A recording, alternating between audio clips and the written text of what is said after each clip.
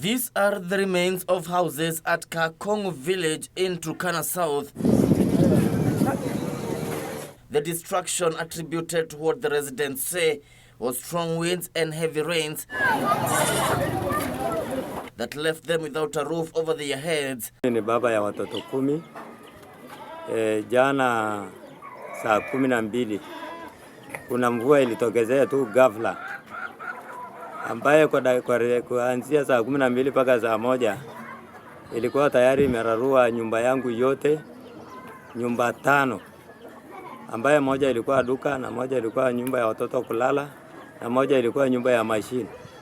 Duka nilipoteza vitu ya 1150 na mashine yangu kuingiwa na maji ambaye nilinunua 1110. The victims are now calling on the government and well-wishers to provide any assistance to rebuild their houses.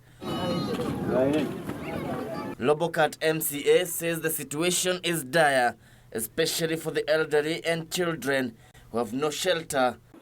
Hapa kumeadhirika na nilikuwa naomba waizani wote, watu wa shirika zote za makampuni, serikali kuu na pia serikali ya kaunti na wasamaria wengine wema wote, kwamba waweze kufika na kuwajulia watu hao hali na kuwasaidia na msaada wote ambao wanaweza kwa kiwango chao.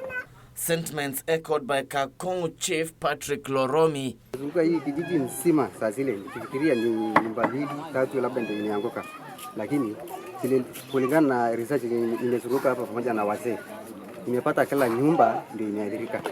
Kevin Washira, Lunchtime News.